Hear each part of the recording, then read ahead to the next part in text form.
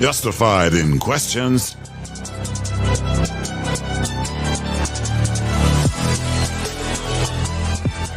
justified in getting answers.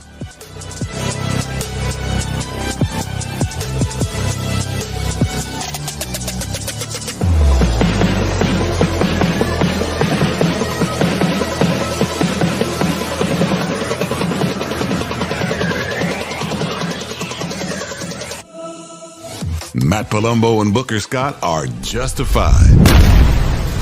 This is the PB&J Podcast.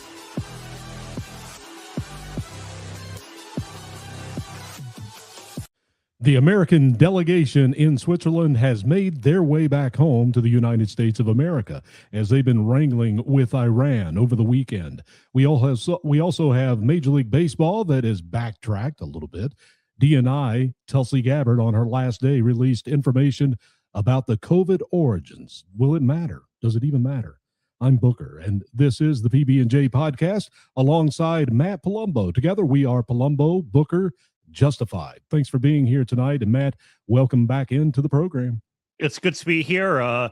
Thanks to a tech error we don't understand, I'm in the host seat, but I'm not actually the host, but I like that I look like one. Well, you would be a great host, I think. Maybe. We'll see. Yeah. Well, one episode. We have a busy night here to get into this information.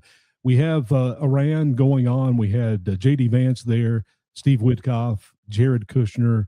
They went to Switzerland to Lake Lucerne, and over the weekend, it wasn't going to happen. It was going to happen. It seems like the same thing that we've been watching for the last 3 months now when it comes to Iran. However, it appears that maybe they made some headway. I'm not sure. Let's hope so. I mean, so far we just have a memorandum of understanding. Trump has talked about a deal, but has not shared the details yet. So that leads to the question of why exactly that is. Maybe he just doesn't want to solicit any foreign commentary onto it. Who really knows? But from the memorandum of understanding, there's 2 points that have been drawing Trump some blowback from his own supporters.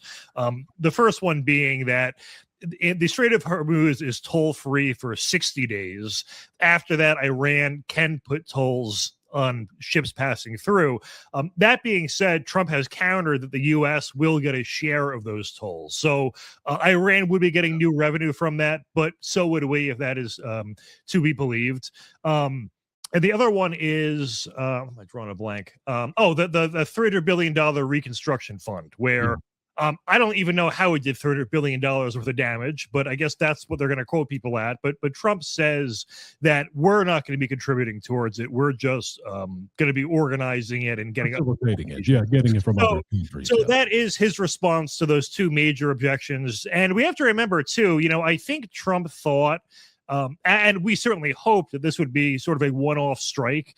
Obviously, Trump had a lot of success fighting Iran just about a year ago in a one-off attack. And as we recall, the usual suspects were saying it's going to be a World War III, or we're going to get drawn into a prolonged crisis. This time around, thank God it's not World War III, but it has gone on quite a lot longer than we thought. And it's not going to be a perfect deal, but it is going to be a deal that at least allows this to end. And hopefully we get something out of it. And is it going to be better than the JCPOA, the one that Obama did, which was sunsetting in October of 2025, so it wouldn't even exist anymore? Trump took us out of that beforehand. Is it going to be better than that? And I think that's where the rubber's going to meet the road eventually, because as they continue to negotiate, Trump has clearly said no nuclear weapons or no enrichment of uranium. That's where his line in the sand is. And Iran has said, we're not going to give up that right. So as of right now, it seems like they're dangling little carrots. America is, and Iran is playing along as we move along in these 60 days. And meanwhile, you have a problem still in Lebanon with Hezbollah and Israel that is continuing to go on. And I want to talk about that just a little bit as we go through this hour. But overall, I just don't know what the American people can expect. At least right now, we have $73, $75 a barrel oil, which is going to help at the gas station. It already has lowered the gas prices. So that's a good thing. I just don't know where this is all going. It seems to me that the Arab nations have formed an alliance that will be good for America in the long run. I don't know, Matt. Where are your thoughts on that? Well, the thing too is, there's a report from the Washington Post, and to be fair, it's the Washington Post, first of all. Second of all, it was citing, quote unquote intelligence sources without saying exactly who the sources were. So obviously a grain of salt in what I'm about to quote, but they were saying that Israel might try to disrupt the deal. And it kind of makes sense from their perspective in that, well, they want they obviously want to destroy Hezbollah, but it does seem that they do want to occupy parts of southern Lebanon. That probably is maybe a more controversial statement, but I think there are members of his cabinet that have indicated as much. People like Ben Gvir, who is, I think, probably one of the more extreme, outspoken members of his cabinet, was talking about for every Israeli mother that loses a child, we need to kill 1,000 Lebanese. Listen, I understand the politics of deterrence, but that seems a little bit extreme. But as elections in Israel are coming up in October, and the war in Iran has not been popular in America. This deal is not very popular, and some Republicans have spoken out against it. But in Israel, the war actually is net popular, and the overwhelming majority, a sizable majority, a double-digit majority, do want the fighting in Lebanon to continue. So if you are Benjamin Netanyahu, you're facing corruption charges, you want to hold on to power, and the number I saw was, I think, 86% oppose the deal Trump is making. Well, from their perspective, it does make perfect sense to try to disrupt the deal, influence it in some way. Yeah, it's interesting. Good take on that, Matt.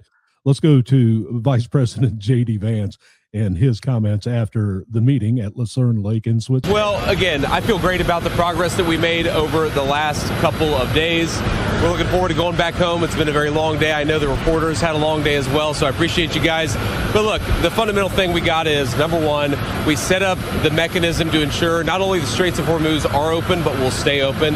We think about 15 million barrels of oil come out. That's one of the reasons why oil is so low right now. Obviously, that means lower gas prices, and gas prices are going to keep coming down. Number two, we actually set up the right mechanism to ensure the regional ceasefire to manage the inevitable conflicts that will come up. We feel great about that. We're working with our allies, from the Israelis to the Gulf Arabs, to make sure that sticks, and we feel very, very good about where that is. We have the Iranians allowing weapons inspectors, nuclear inspectors into their country for the first time in a long time. We're obviously going to bolster that inspection regime to make sure they can never have a nuclear weapon. And finally, we continue to make progress on these technical negotiations. We left a lot of our team, the Iranians left a lot of their team at the resort there to keep on working at it. So all in all, a very productive 36 hours.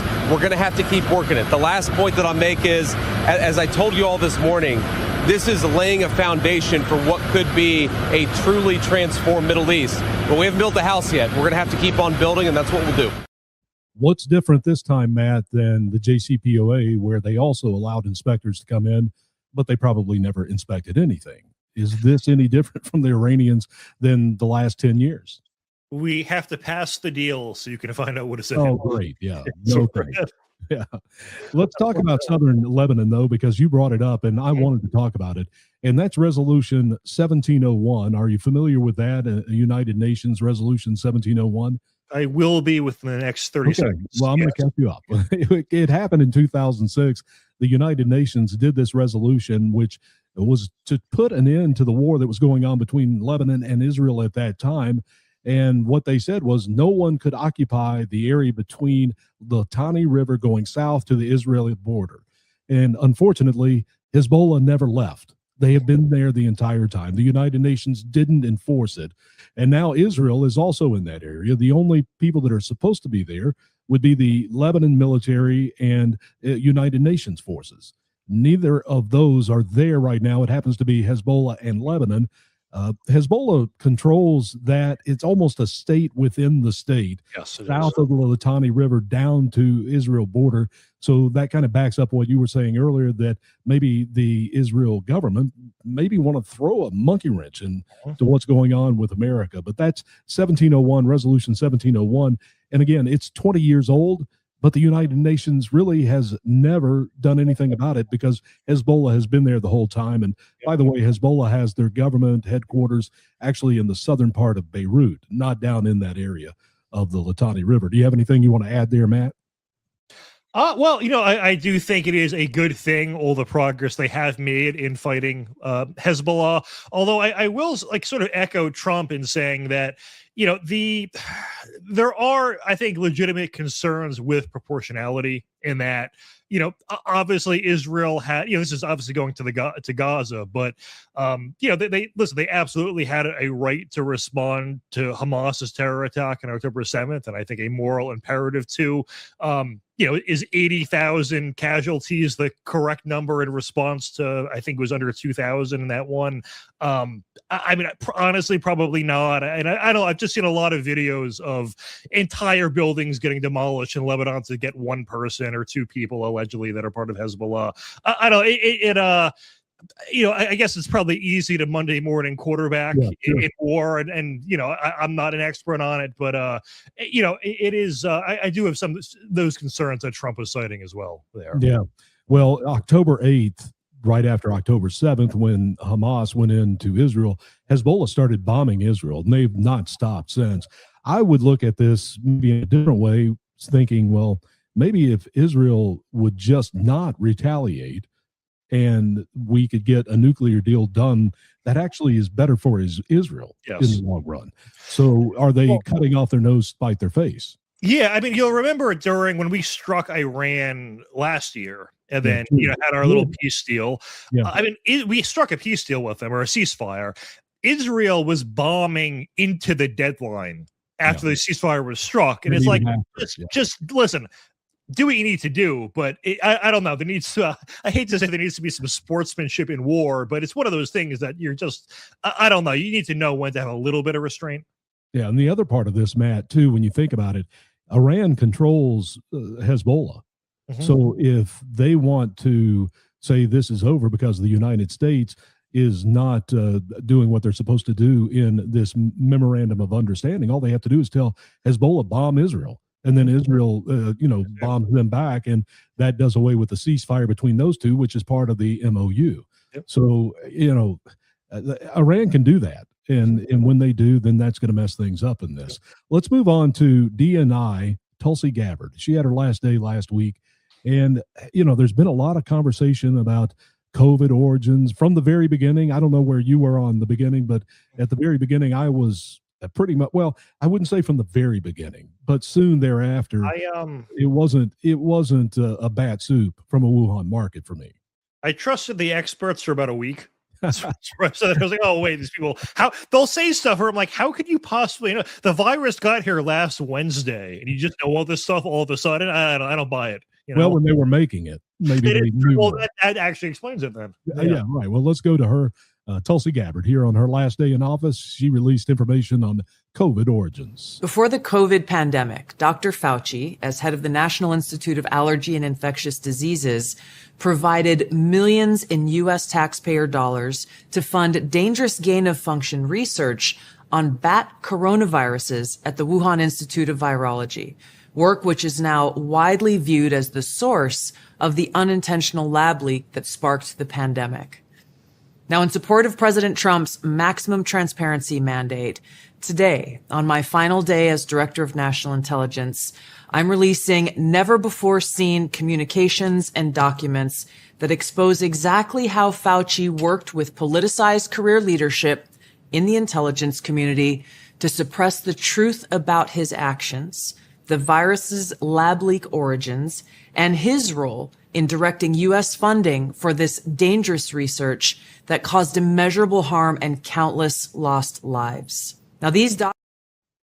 Now, Matt, that was not supposed to be happening. There was a moratorium that President Obama put on that would end gain-of-function research. And we know that, Fauci went around those things. He used Peter Daszak in North Carolina to do the gain-of-function, and he did some funny things. And you always wondered during COVID, was this Fauci that created it, or was this Fauci that made a mistake and now he's trying to cover it up? And at this point, I think I go with the latter. I think that he was trying to cover it up the whole time. What are your thoughts there? Well, the intel, I can't remember if it was FBI or CIA, one of the intel agencies had has accepted the lab leak theory as the official theory. They said it was with low confidence, but it is still the dominant theory. And I think it was Josh Hawley, and it might have even been Trump himself, were some of the first people to float the lab leak theory. And the media in unison attacked them. And when Fauci was asked about this, I recall that he had very detailed scientific reasons for why the evidence did not fit a lab leak, meaning he didn't frame it as, well, it's a possibility, we'll see. It was very definitive early on without any further research of, no, it was definitely not a lab leak, which leads you to ask the question of why not be open-minded? If we're supposed to follow the science, you should at least seriously look into that theory. And it was something he denied time and time again. I think he probably did during those famous exchanges with Rand Paul. And if he had something to hide, that is the perfect reason for why he did that. It seems like that was the case. Well, back then when it was going on, we were all suppressed. We know from the Twitter files that came out at the end of 2022 that big tech was working with the White House and they were suppressing information. If you remember, Donald Trump couldn't even say China. Yeah. They didn't want you to say China because they were protecting the Wuhan lab so much.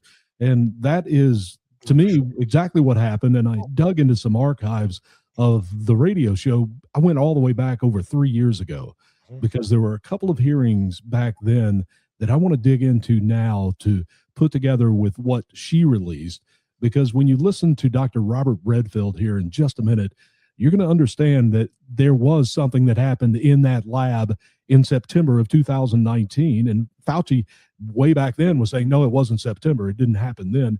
There was no lab leak. It was bat soup from the Wuhan market. That's where we got this. And in reality, it wasn't. There were so many different theories going on. We were suppressed. We were censored.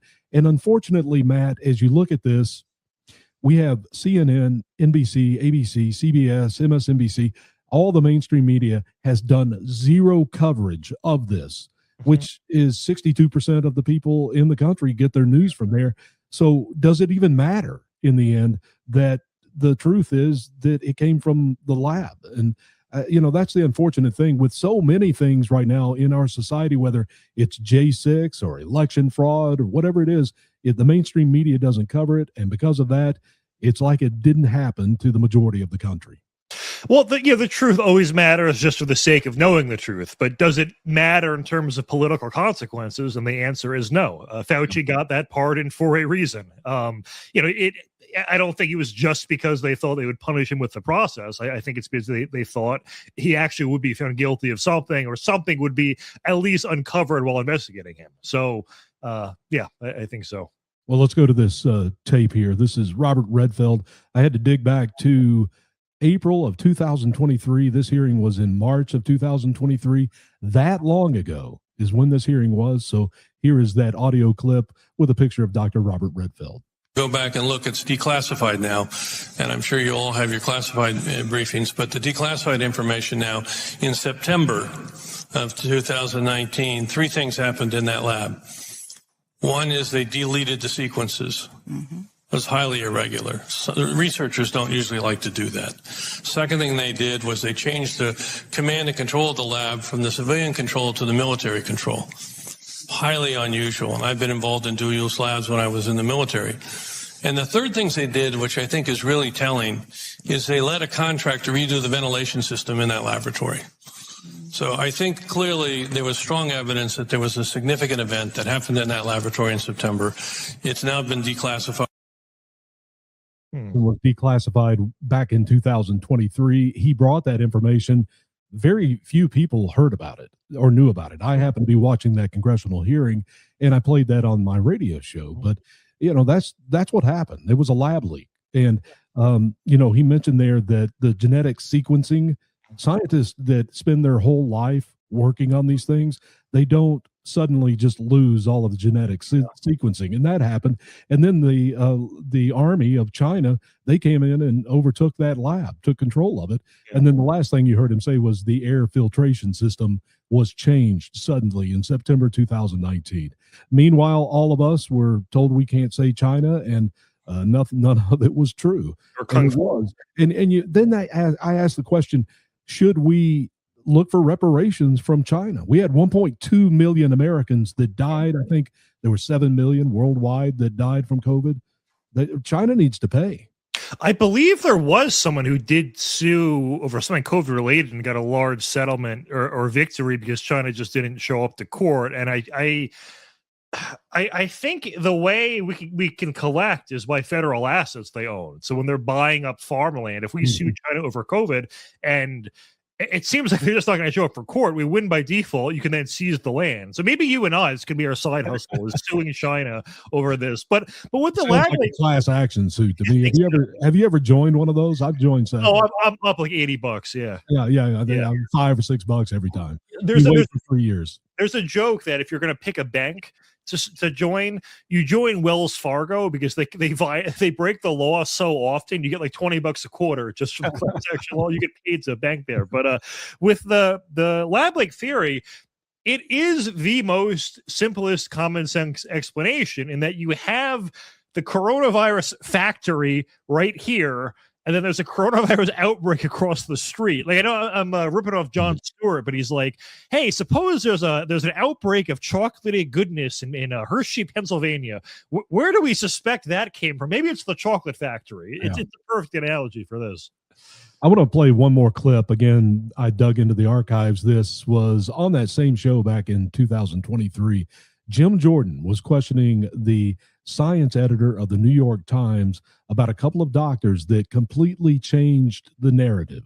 Let's listen to this clip together. Mr. Wade, why would they change their position that fast when the only intervening event is a conference call with Dr. Fauci, the guy who wouldn't let Dr. Redfield see the very emails that they had sent him? Dr. Redfield, head of CDC on the coronavirus task force. Why would they change their position, Dr. Wade, or Mr. Wade? Well, this question does lie at the heart of the issue. What is pertinent, it seems to me, is there's no new scientific evidence that we can see that became available between these dates, the Jan 31st and Feb 4. Right, there's no new, I think you're, go ahead. So you have to ask if there were other kinds of influence available.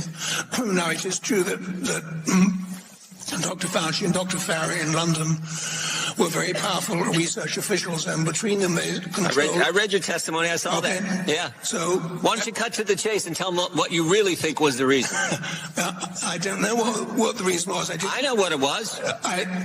Go ahead. I'll let you say it because I read your testimony. I think you said it in your testimony too. Maybe you're reluctant to say it here, but go ahead. Well, if you're looking at the timeline on May 21st, just a few weeks after the Nature Medicine article had come out, two of the signatories of the original email to Dr. Fauci, that's Dr. Anderson and Dr. Gary, were awarded a $9 million grant for the... So there's 9 million reasons we changed their mind. I knew you'd get to it. I read that last night. So 3 days after they say it came from a lab, they changed their position, and the only intervening event's a conference call with Dr. Fauci and Dr. Collins. Again, a call that Mr. Redfield was not allowed to be on, the head of CDC and on the coronavirus task force.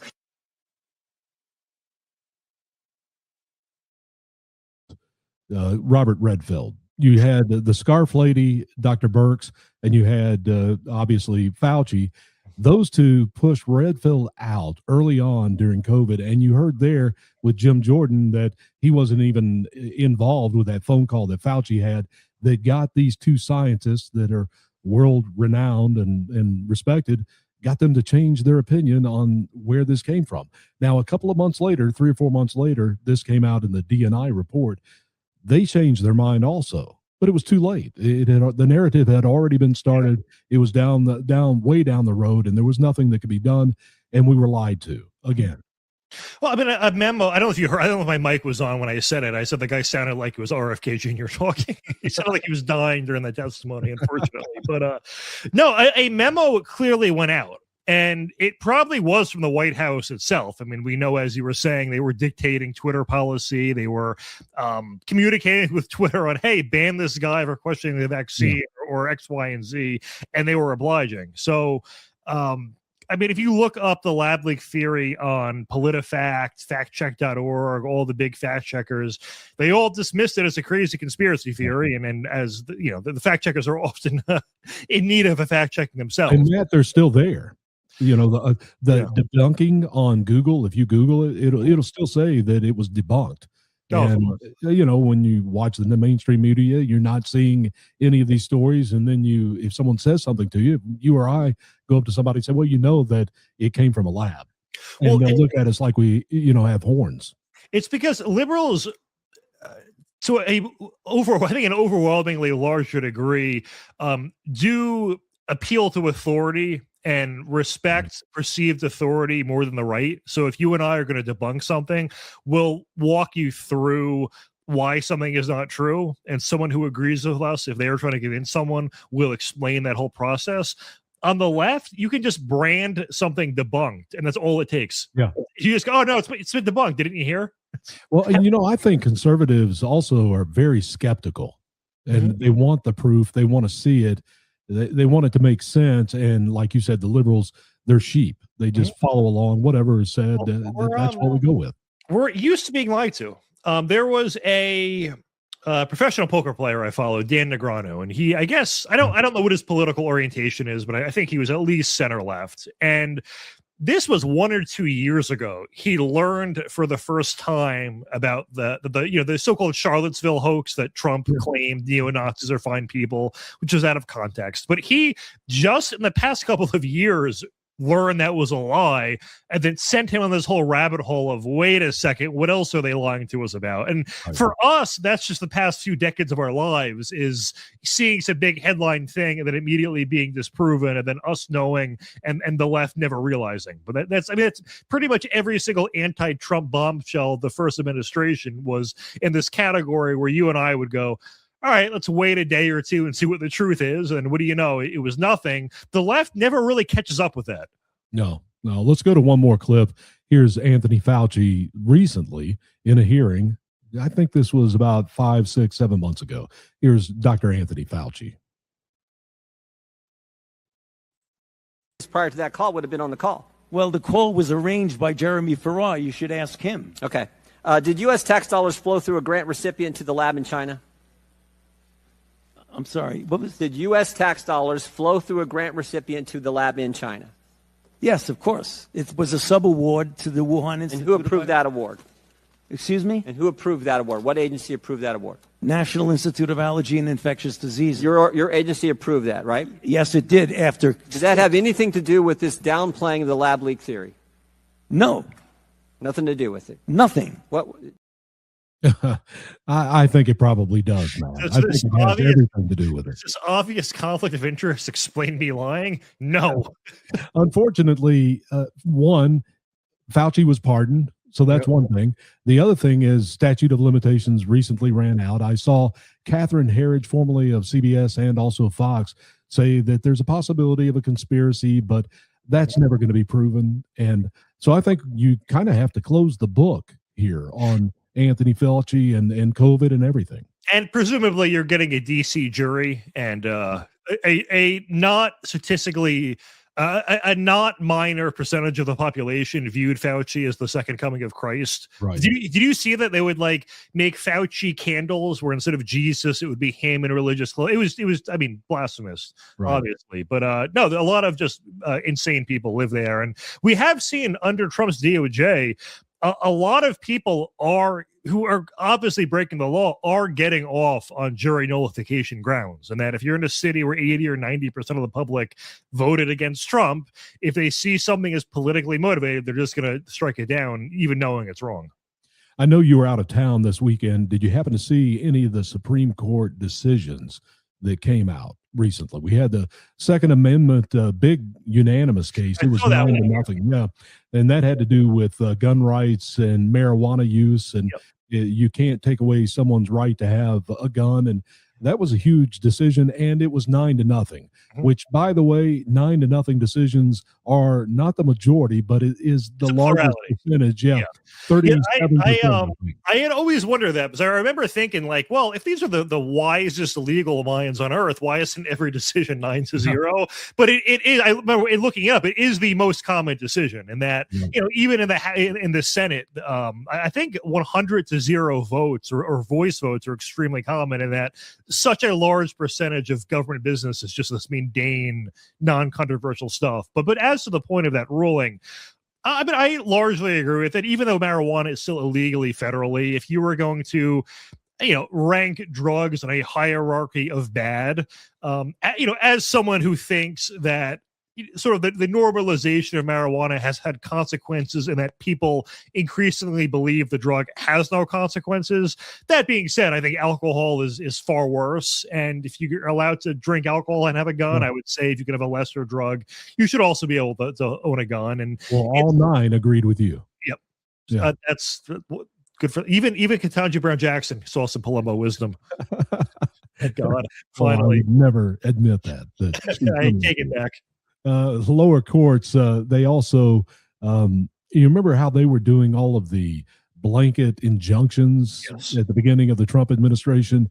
They can't do that. That was another decision that came down over the weekend or just prior to the weekend. It was a 5-4 decision, much closer, but it doesn't matter as long as it's 5-4.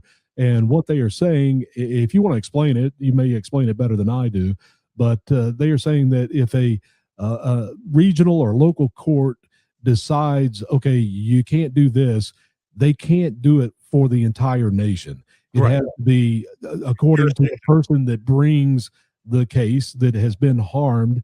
They can answer for them, but not for the entire country, which was happening almost on everything at the beginning of Donald Trump's second term. Well, yes. I mean, it should apply to the jurisdiction that it gives judges far too much power if they can just block a policy that is objected to locally and apply it nationally. You could completely obstruct the president's agenda. And I understand, obviously, part of the judiciary's job is to hold the president in check.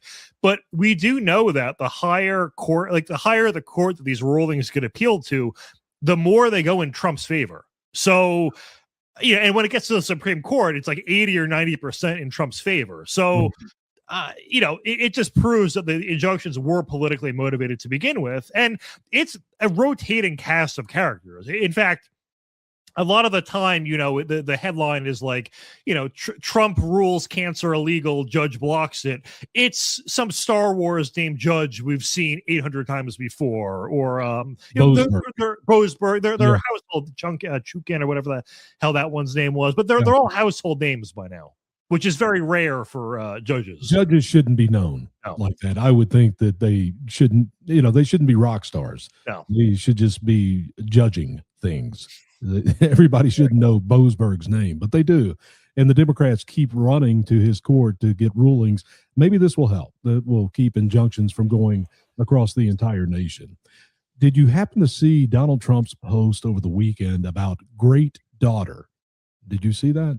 Who is that talking about? It was my question. Whose daughter? Why is she great? It was the guy who owns ABC Radio in New York and the grocery chain.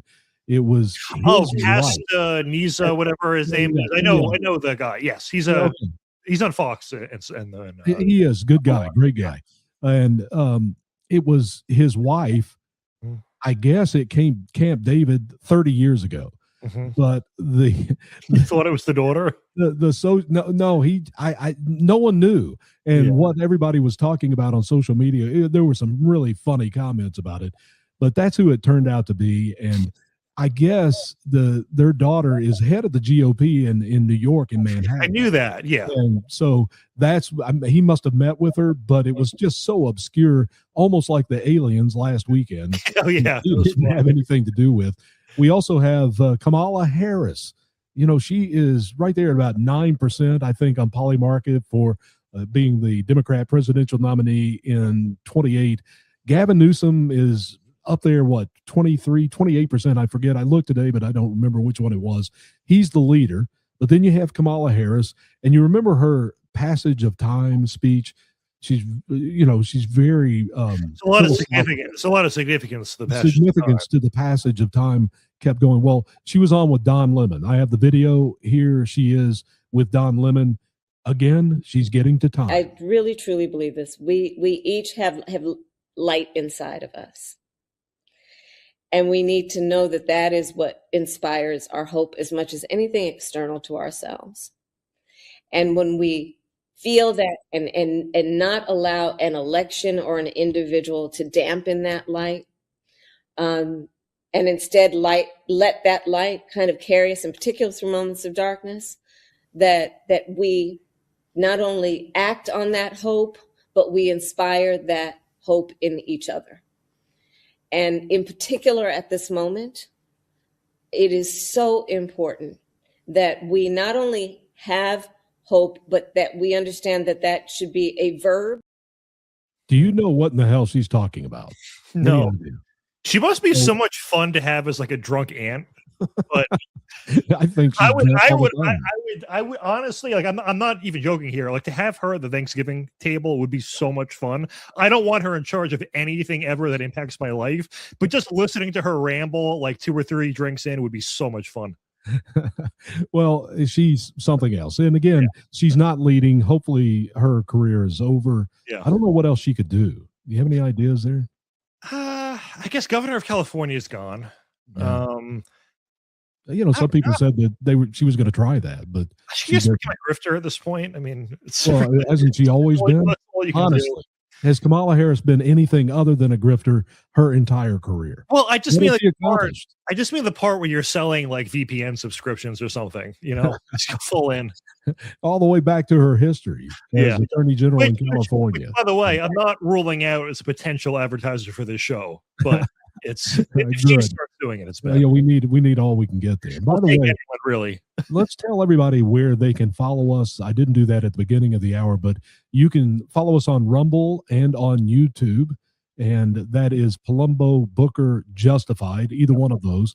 You can also watch us live if you happen to be live now on WD Americans Facebook. They have about 3.5 million followers. Great to have you there. We are checking comments there, and also on talkred.com, and now also on their live feed on Getter. Any of those places you can find us, but please follow us. And also I've made a Twitter, an X, PB&J podcast. I think it's Booker Scott Show is what it's under. So please follow us, and you can get the shorts on Instagram and things like that. But we assigned my wife the duty of clipping the show, so she's doing good. I'm seeing on TikTok. On TikTok. I'm seeing on the YouTube that you're doing.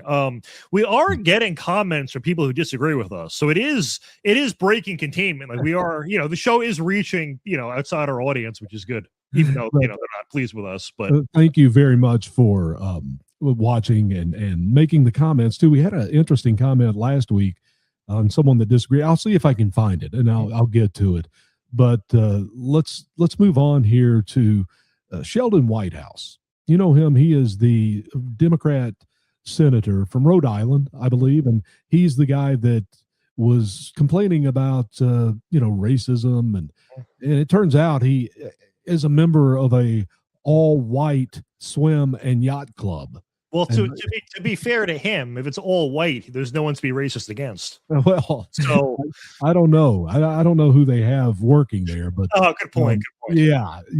But everybody got on his case pretty hard.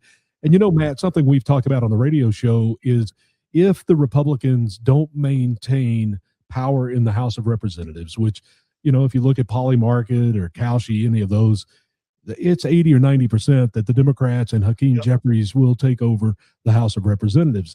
And depending on what happens, and I've talked about this on the radio show quite a bit, I don't know that I've done it here on this show yet, but if the Republicans don't pass a reconciliation with all 12 appropriations before September 30th coming up this year, just a few months from now, then the government's going to shut down October 1st. The Democrats, they want it to shut down because that will destroy the midterm. Last time quite a bit. Yeah, I mean, and just normally, historically, you're looking at losing 25 seats, which would give Democrats the power. If that were to happen, you almost could look at something like Barack Obama in 2010, and I don't want that to happen. I want people to go out and vote.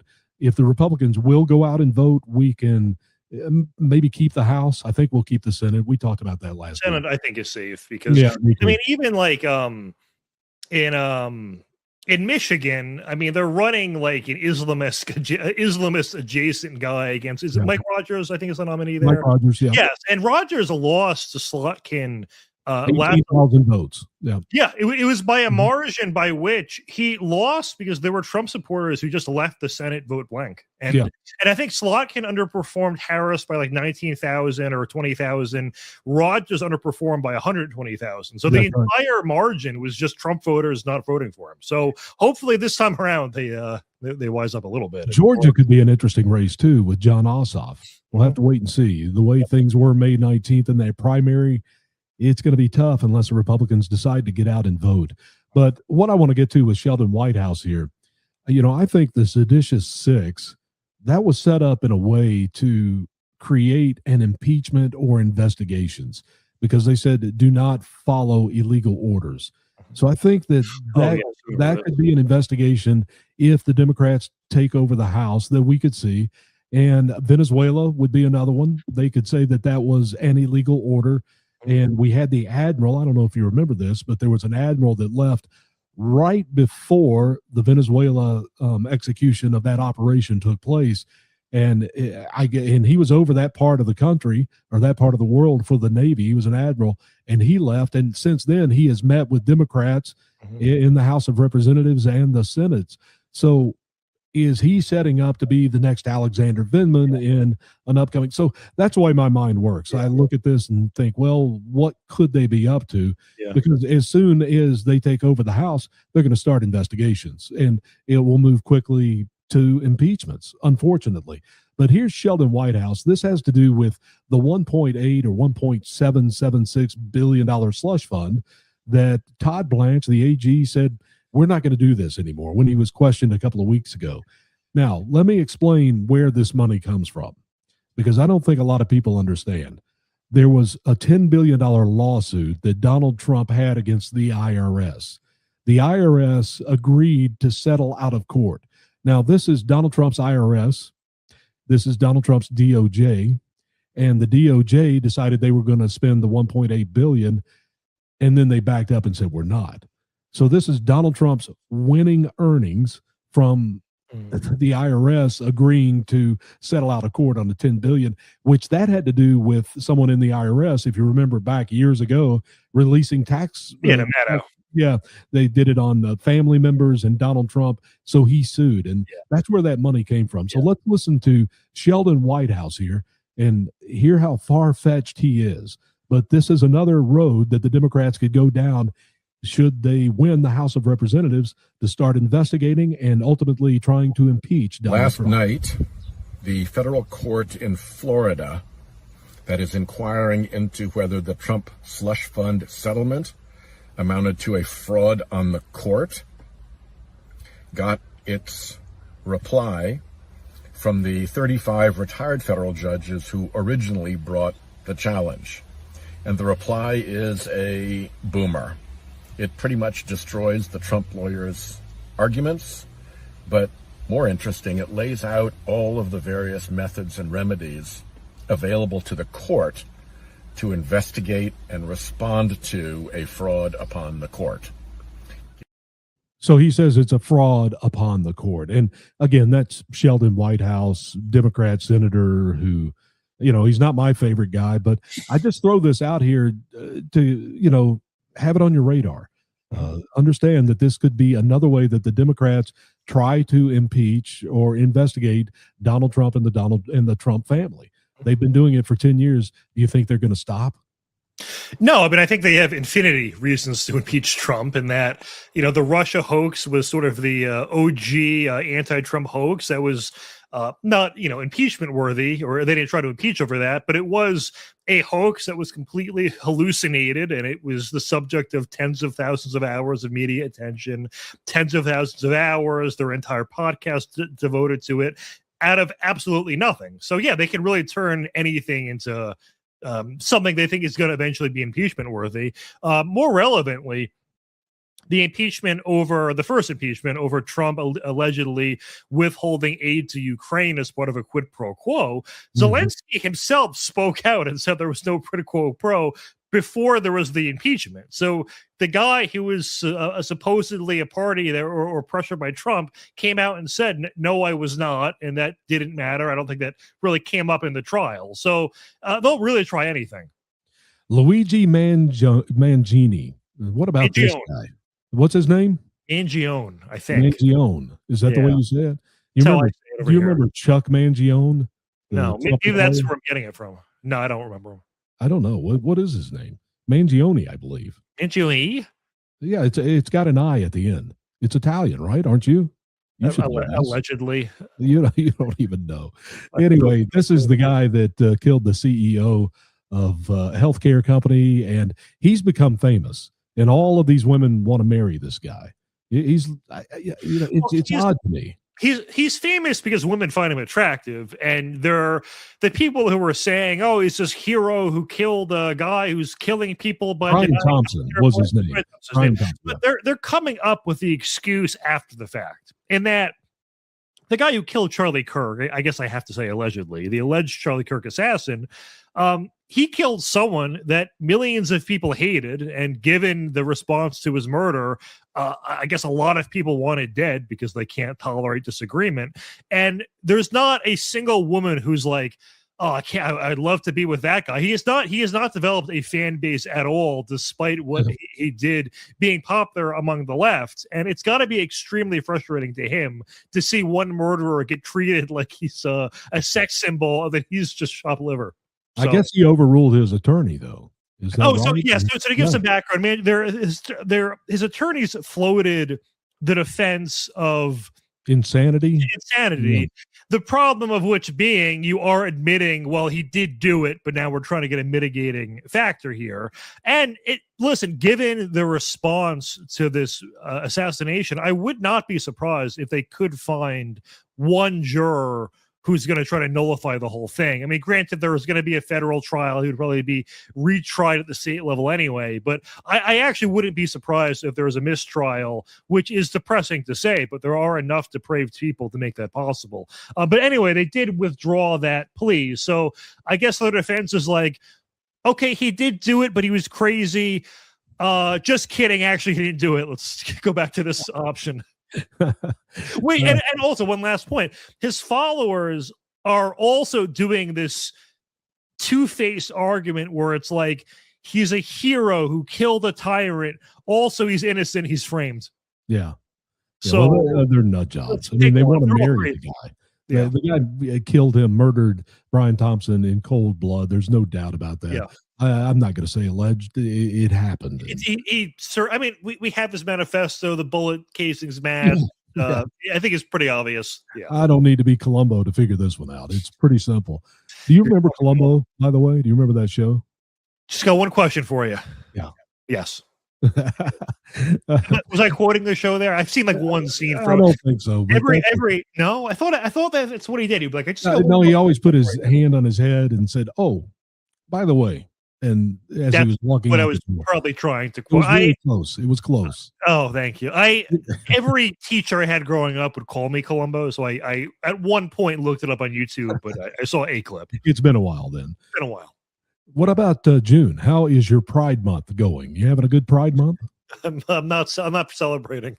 You're not celebrating. Not celebrating, not practicing. Obviously, Major League Baseball had a story, and you had some baseball players that didn't want to wear the rainbow hats, and the San Francisco Giants were involved with that. Even the Tampa Bay Rays here, where I am, they had the same issue. And let's go to this. Let's go to this clip and get a little background on it, and then we'll talk about J.T. Brubaker and Ryan Walker was seen with the biblical verse, Genesis 9:12-16, written on their rainbow pride caps, which says the rainbow is a symbol of a covenant between God and all living creatures. They defaced the pride rainbow with a Bible verse telling the LGBT community that they do not own the rainbow, that God owns the rainbow. Sid Ziegler, co-founder of Outsports, calls the Pride Night display disgraceful. If I were a Giants fan, I would never attend a game again. In a statement, the Giants organization telling ABC7 Eyewitness News, the San Francisco Giants are proud to support Pride Night and the LGBTQ plus community. We also respect that individuals may make personal choices about participating in team activations. We understand. And you see that picture there of the Florida Attorney General James Uthmeyer. He has sued Major League Baseball over this. And on Monday afternoon, Major League Baseball walked it back, and they're not going to get these players in trouble for what they did. I just wish all of it would go away. Just put on a baseball uniform. Yeah. Same thing with what's his face, Colin Kaepernick years ago. Oh yeah, and the NFL got ridiculous putting stuff on their helmets. Just keep it all out of sports. Keep it all out of entertainment. Leave us alone. Let's just go about our lives. What was the San Francisco team name again? Was it? They're the Giants. Giants. Okay, so the guy. For those of you watching that don't know, Matt knows nothing about any sports. I forgot the team name from 15 seconds ago, which is where I'm at. But the guy who I guess has never been to a Giants game was saying, well, if I did go to Giants games, I wouldn't. So I'm going to start. I'm going to start boycotting Rolex. I've never bought one, but I'm never spending 50 grand on a watch ever again. I don't know. It's just a bizarre argument to make. Also, his claim saying we don't own he thinks gay people don't own the rainbow. How do you own a rainbow? If anyone's going to own a rainbow, it's got to be God. I don't see how you could have rainbow ownership. Yeah, well, it seems like Pride Month is not what it used to be, and that's a good thing. Yeah, I hate the rhetoric, the cliches of like love is love. You don't get to define words with words. Like houses are houses, couches are couches. It tells me nothing. And also, like I learned that in the third grade. Yeah, non-gay people are also capable of love. So what do we? I don't know. I quote. I like the J.D. Vance quote. Trump's president. We don't do this anymore. Good enough. Oh, it's been much quieter this year for Pride Month. That's a good thing. We have one more here before we get to the end of the program, and this is Keith Ellison. He is the Attorney General in Minnesota, and this is about the fraud, and he's being questioned by a reporter. Let's go to this clip. You look at, if you ask the newspapers for a forensic accounting, the number you mentioned is tightly identified with people of a very unique political persuasion aligned with the Trump administration. So I'm done talking to you. Bye-bye. No, I just wanted you to clear up the number. I'm not quoting. I'm quoting several reports. I get it. It's wrong though. And if you're a real reporter, you should know I that. will report that you're saying it's wrong.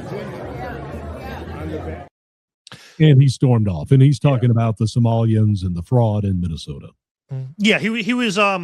We didn't see it in the clip, but the reporter was quoting the $9 billion fraud statistic. And ultimately, we don't actually know what the total is because there's undiscovered fraud and all that. But I hate to be Keith Ellison's PR guy, but this is how you handle the situation. You go, yeah, the 90 billion figure has been getting a lot of play, but it's important to understand it's actually just an estimate some random guy came up with. Our internal estimates actually show it's far smaller. It's actually blah, blah, blah billion. Now, the problem with that is going, actually it's only 5 billion. You still look like an asshole. But I assume that's why he wouldn't answer the question, because their internal numbers are probably lower than the 9 billion. And I think you and I have even... We talked about it. I've spoken about how the 9 billion is probably an extrapolation or artificially a high number, but let me tell you where that number came from. It is in the billions for sure. Yeah, go ahead. Yeah. Let me tell you where that number came from. The U.S. attorney there in Minnesota, when all of this started, there was $18 billion that was appropriated to Minnesota for these programs over a 4-year period of time. And the U.S. attorney at that time said there may be as much as possibly half of that number could be fraud. Mm-hmm. So that's where the $9 billion came up with. And everybody ran with $9 billion. Like you said, nobody really knows. It really doesn't matter whether it's $1 billion, $2 billion, $3 billion, or $4 billion. It's a lot of money. It's got to be millions. Right. I mean, Nick Shirley in like 5 minutes can uncover 100 million on a single block. So I'm going to go ahead and say, what is the ratio of real daycares to fake daycares there? And that I would assume, I would not be surprised if there's more fake ones at this point. But I don't want to assume, I guess. What do we look for this week, Matt? Anything on your radar this week? I know SCOTUS is going to have some more decisions, so we'll keep looking for birthright citizenship. That's what we're waiting on.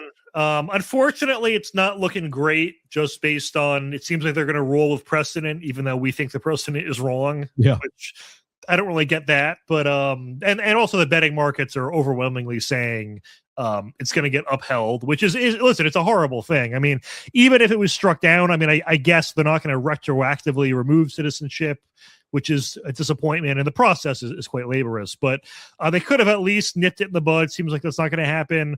Iran, the details of the deal. Hopefully we'll actually get some real details. Hopefully they'll be good. And I don't think we're going to get a lot of details on I don't either, but I'm holding out hope.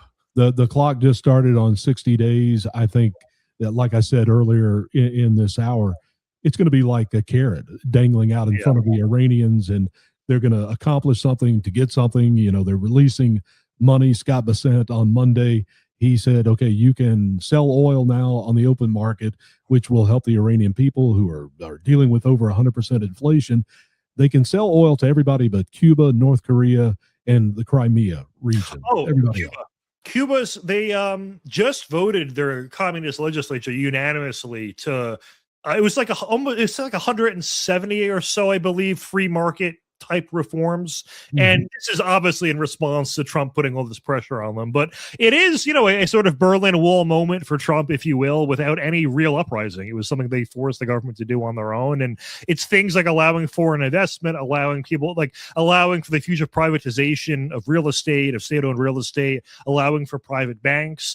They have currently very, very micro capitalism in Cuba, and that you can own a business, but you can only have one. You can't have a franchise. You can't have multiple stores, even under a different brand. You can only have certain numbers of employees, and they're going to undo with those regulations. So I think the beginning is something really, really good in Cuba, and I'm sure there's going to be a lot of progress on a week-to-week, month-to-month basis there. Ultimately, with Iran, I think there has to be regime change. And I've been consistent. I've said that since the beginning. I don't know how it happens. I know it has to happen from within, but until we get that, I'm not sure that anything that Iran says or signs on a piece of paper really means much of anything. Nope. But Matt, we are to the end of our time here.